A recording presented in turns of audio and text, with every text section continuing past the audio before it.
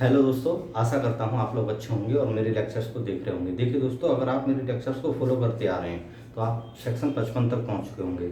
आज अपना rapid revision रहेगा, जिससे कि आप लोग भूल चुके अगर हैं थोड़ा बहुत, तो आपको जो है आपकी जो है ब्रशअप हो जाए नॉलेज। ठीक है, तो आज अपना एकदम थोड़ा सा स्पीड में चलेगा। देखिए, सबसे पहले हिस्ट्री के बारे में आपको इतना ही बताएंगे। इसमें 3 पार्ट्स में बांटा गया था हिस्ट्री में, जो है एंशियंट, मिडाइवल एंड मॉडर्न में। ठीक है, एंशियंट, मिडाइवल एंड मॉडर्न में। इसमें क्या था, मॉडर्न पे थोड़ा सा आते हैं। तो मॉडर्न में आपको ये बताया था कि हेनरीमैन ने भी अपना योगदान दिया था, लेकिन उनका जो ड्राफ्ट था वो एक्सेप्ट नहीं किया गया था। और जो स्टीफन ने जो दिया था उसको एक्सेप्ट किया गया था, जिसमें कि 167 सेक्शन, 11 चैप्टर्स और 3 पार्ट्स थे, और जिसको 1 सितंबर 1872 को जो है इफेक्ट में आ गया था। ठीक है दोस्तों, ये तो होगी इसके हिस्ट्री से रिलेटेड। दूसरा आता है सेक्शन 1। सेक्शन 1 में क्या था, सेक्शन 1 में ये बताया था कि टाइटेनियम कमेंसमेंट के बारे में था। तो ये एक्ट कहाँ कहाँ एप्लीकेबल होगा, तो ये एक्ट जो है, एक्ट मतलब ये लेक्स फोरी है।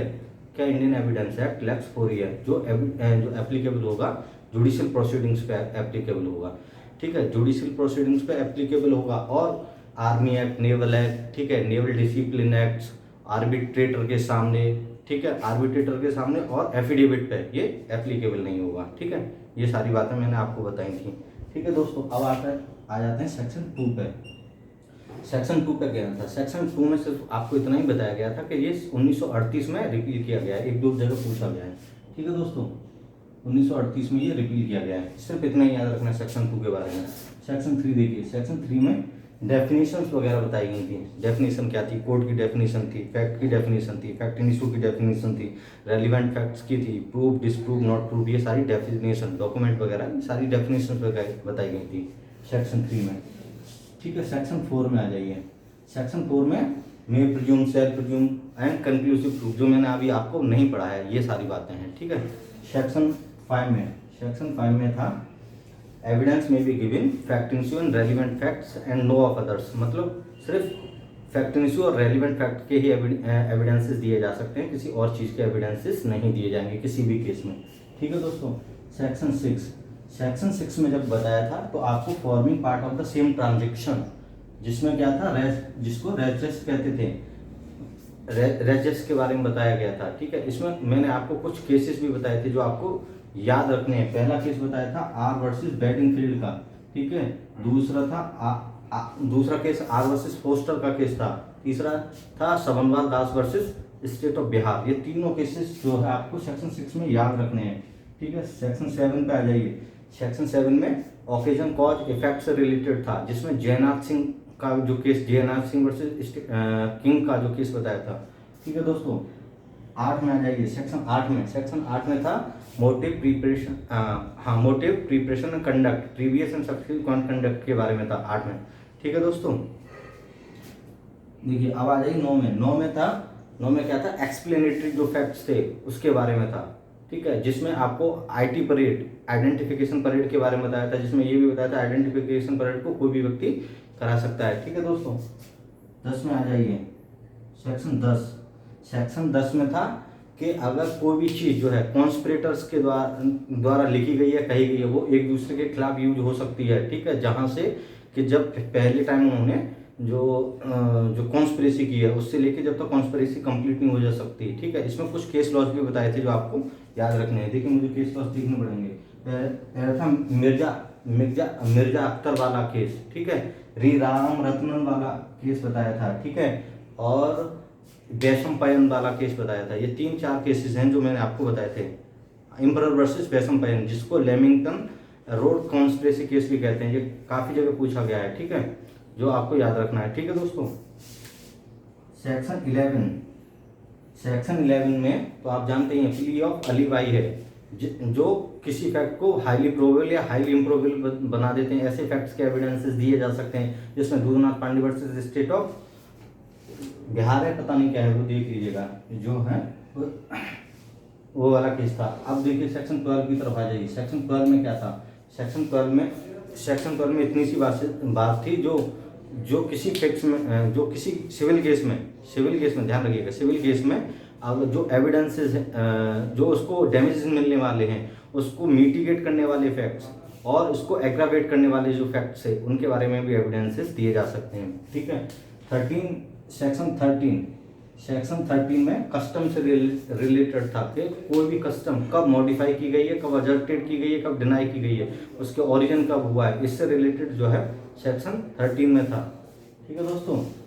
Section 14 body mind and reputation, body mind and bodily feelings, reputation आ जाता है words, body mind and bodily feeling से रिलेटेड, जिसमें एक्सप्लेनेशन 2 था। एक्सप्लेनेशन 2 में क्या था कि उसके प्रीवियस कन्विक्शन के भी एविडेंसेस दिए जा सकते हैं। ठीक है दोस्तों। और क्या था सेक्शन 15 में इतनी सी बात थी, कोई एक्ट एक्सीडेंटल है या इंटेंशनल है, इस बात के जो है जो सिमिलर फैक्ट के भी एविडेंस दिए जा सकते हैं सेक्शन 15 में। देखिए सेक्शन 16 में था अगर कोई भी चीज़ नेचुरल कोर्स ऑफ बिजनेस में हो रही है तो उसको जो है उसी जो अनुक्रम में होता हुआ समझा जाएगा। ठीक है। सेक्शन 7 यहाँ से देखिए उस तरीके से देखेंगे, इसे याद रहे। सेक्शन 17 में था एडमिशन के बारे में बताया था कि एडमिशन क्या होता है। एडमिशन की डेफिनेशन सेक्शन 17 में दी गई है। 18, 19 एंड 20, 18, 19, 20 में सिर्फ जो है वो बातें वो लोग बताए गए थे जो एडमिशन कर सकते हैं। ठीक है। 18 में कौन था? 18 में देखिए रिप्रेजेंटेटिव इन इंटरेस्ट था। ठीक है। रिप्रेजेंटेटिव कैरेक्टर वाला था और जिसने अब कोई इंटरेस्ट जो है किसी दूसरे व्यक्ति से ड्राइव किया है तो वो भी जो है एडमिशन कर सकता है। ठीक है। 19 में ये था कि जिस पर्सन की जो है लायबिलिटी और पोजीशन को प्रूव करना है, जिसमें कि जो एक आदमी दूसरे आदमी को भाड़ा लेने के लिए जो है हायर करता है।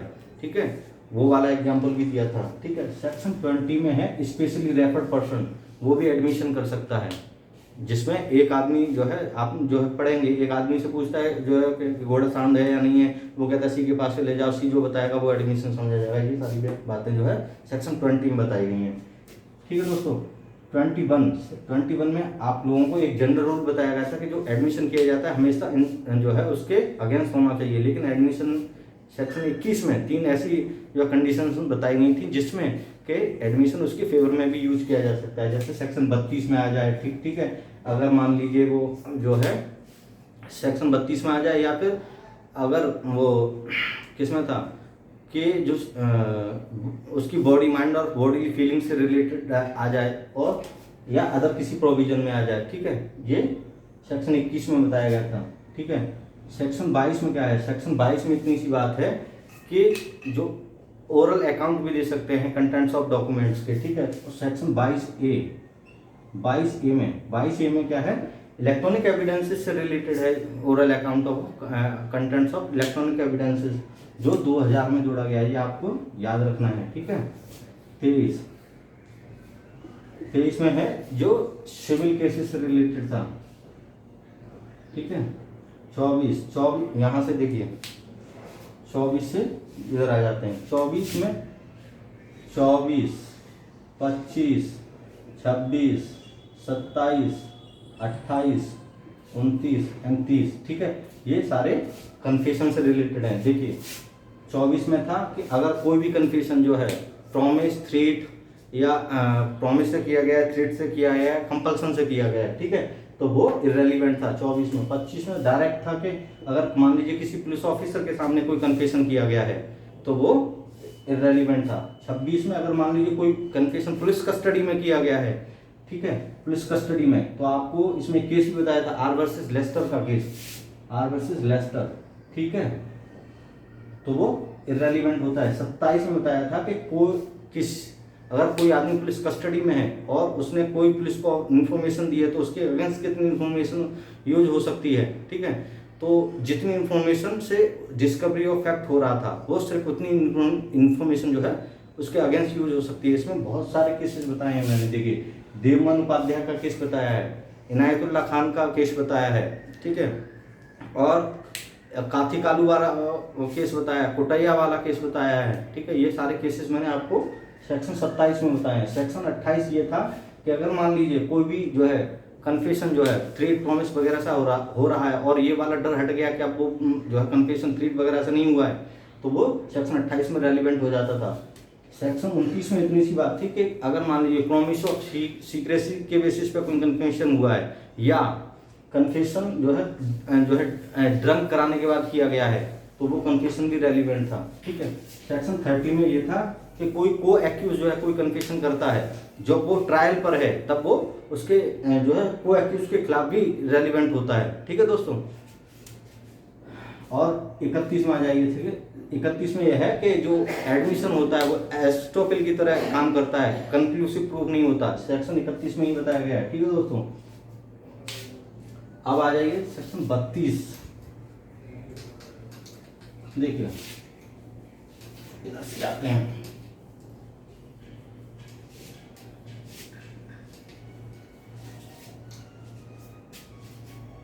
ठीक है दोस्तों, सेक्शन 32 में जो है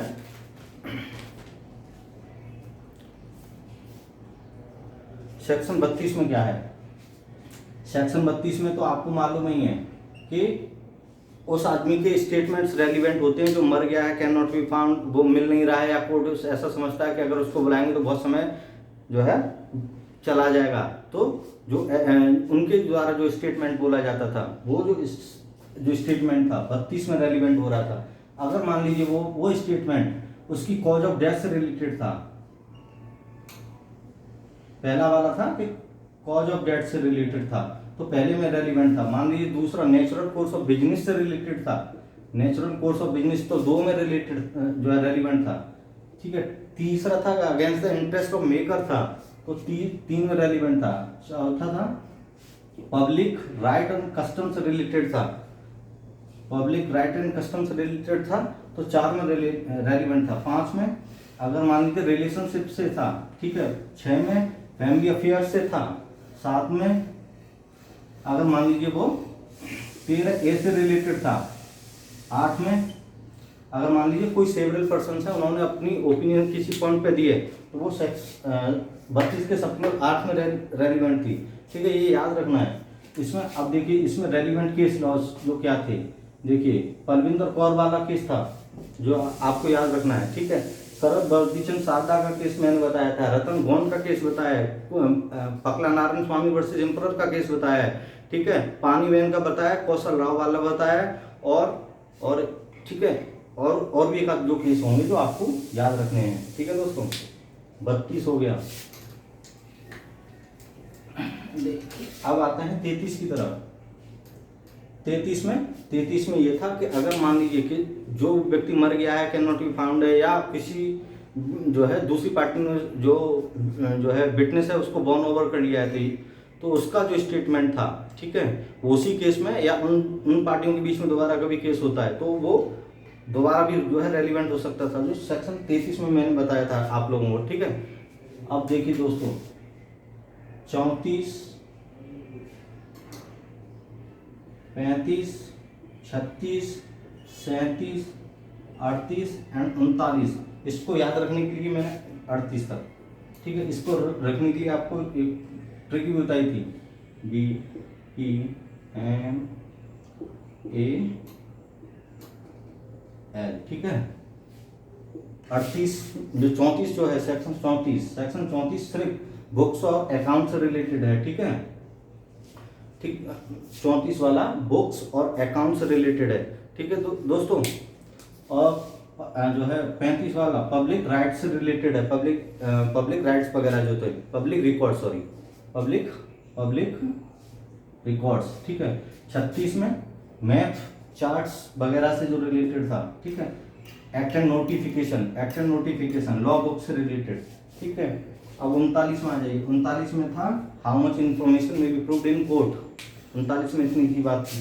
ठीक है दोस्तों, अब देखिए दोस्तों 40 से लेके 44 तक, 40, 41, 42, 43 एंड 44, इसमें क्या रह जाता है, देखिए इसमें रेलिवेंसी ऑफ जजमेंट बताया है, रेलिवेंसी ऑफ जजमेंट 40 में बताया है रेजुडिकेटा के बारे में। ठीक है, 41 में बताया है कि कोई भी जजमेंट जो प्रोबेट है, इंसॉल्वेंसी है, एडमायरेबिलिटी है, ठीक है, इनसे रिलेटेड जो था, और जो के कंक्लूसिव प्रूफ होता था। ठीक है, और जो इर्रिवेटेबल प्रेजेंशन था, ये 41 में बताया गया। ठीक है, 42 में आइए, 42 में इतनी सी बात थी कि अगर कोई भी जजमेंट जो 41 में जो रेलिवेंट नहीं है, ठीक है, वो 42 में रेलिवेंट हो रहा था, लेकिन वो कंक्लूसिव प्रूफ नहीं था। जैसे जिसमें पब्लिक बी वाला जो एग्जांपल दिया था, ठीक है, आपको याद रखना है। 43 में था कि कोई भी जजमेंट जो है, जजमेंट ऑर्डर डिक्री जो 40 से 41 42 में रेलिवेंट नहीं, वो 43 में भी रेलिवेंट नहीं होगी। 43 में रेलिवेंट होगी तो दो बातें होनी चाहिए, या तो वो खुद फैक्टर इशू होना चाहिए या किसी अदर प्रोविजन जो रेलिवेंसी से रिलेटेड है उनमें रेलिवेंट हो जाए जजमेंट, तब जैसे मोटिव वगैरह के लिए हो जा रहा था, ठीक है। 44 में ये था कि अगर कोई भी जजमेंट जो है कोलिजन के बेसिस पे है या फ्रॉड के बेसिस पे है या इनकॉम्पिटेंस ऑफ कोर्ट के बेसिस पे है, तो वो जजमेंट को जजमेंट नहीं समझा जा रहा था और वो उसकी रेलिवेंसी खत्म हो जा रही थी, ठीक है दोस्तों। ये तो हो गया 44, ठीक है दोस्तों। अब आते हैं अगला स्टार्ट हो जाता है ओपिनियन ऑफ थर्ड पर्सन 45 से लेके, ठीक है। इसमें क्या है 45 ए, ठीक है, 46 47 ए, 48 49 एंड 50 और एक और लेते हैं 51, ठीक है। देखिए 45 में यहाँ से एक नई हेडिंग स्टार्ट हो जाती थी जिसमें क्या था ओपिनियन ऑफ थर्ड पर्सन। इसमें 45 में एक कोर्ट किन किन बेसिस पे ओपिनियन ले सकता है, ये सारी बातें बताई गई 45 में है। 45 ए ये 2008 में जोड़ा गया है, जो आपको याद रखना है। इसमें क्या था कि इलेक्ट्रॉनिक जो इलेक्ट्रॉनिक रिकॉर्ड वगैरह होते हैं उन पे जो है कोर्ट अपनी ओपिनियन कब ले सकता है, 45 में था। 46 में था रेस सेंटर आलिया एक्ट जो आपको बताया था, याद रखना है। 47 में opinion as to handwriting, ठीक है। 47 A opinion as to electronic signature, ठीक है। 48 में क्या है पब्लिक राइट कस्टम से रिलेटेड, ठीक है। 49 में जो है टेनेंट एंड यूसेजेस, 50 में रिलेशनशिप, 51 में क्या है ओपिनियन। अगर मान लीजिए वो 91 में था ग्राउंड्स ऑफ ओपिनियन, ठीक है, याद आ गया ग्राउंड्स ऑफ ओपिनियन, ठीक है। ग्राउंड्स ऑफ ओपिनियन भी रेलिवेंट होते हैं। 51 में ये बात बताई थी, देखिए। अब आते हैं 52 53 ए 54 एंड 55, ठीक है। इसमें यहाँ से स्टार्ट हो जाता है बहन करेक्टर रेलिवेंट, ठीक है। जब करेक्टर के बारे में सब कुछ बताया, लेकिन मोटा मोटी देख रहे हैं तो इसमें देखिए 52 बताया गया है कि सिविल केसेस में करेक्टर के एविडेंसेस नहीं दिए जा सकते, 52 में बताया गया। 53 में ये बताया गया कि जो है क्रिमिनल केस में गुड करेक्टर के एविडेंसेस दिए जा सकते हैं, ठीक है। 53 ये इसमें ये 2013 में जोड़ा गया था, 2018 में भी इसमें अमेंडमेंट किया गया, जो आपको याद रखना है। इसमें यह था कि 354 या 376 से रिलेटेड जो अपराध थे जो उसमें लिखे गए हैं, ठीक है, उनमें जो है करेक्टर के जो विक्टिम की करेक्टर के एविडेंसेस और प्रीवियस सेक्सुअल एक्सपीरियंस के एविडेंसेस नहीं दिए जा सकते हैं, जो आपको याद रखना है, ठीक है। 54 में देखिए 54 में ये था कि अगर 53 में अगर किसी ने अपने गुड करेक्टर के एविडेंसेस दे दिए हैं तो उसको रिव्यू करने के लिए उसके बैड करेक्टर के एविडेंसेस भी दिए जा सकते हैं, जिसमें क्या एक्सप्लेनेशन था, जिसमें क्या था कि उसके बैड जो है कन्विक्शन के भी जो है जो उसका प्रीवियस कन्विक्शन है उसके भी एविडेंसेस दिए जा सकते हैं बैड करेक्टर को प्रूव करने के लिए। 55 में था कि अगर किसी जो है प्लेंटिफ को डैमेजेस मिलने वाले हैं तो उसको जो अफेक्ट करने वाले जो करेक्टर के एविडेंसेस हैं थे वो भी दिए जा सकते हैं, ठीक है दोस्तों। आशा करता हूँ कि आप लोगों ने बहुत क्विक रिवीजन किया होगा, ठीक है। अगर कोई भी अगर आपकी क्वेरी है तो आप मुझे बताइएगा। धन्यवाद।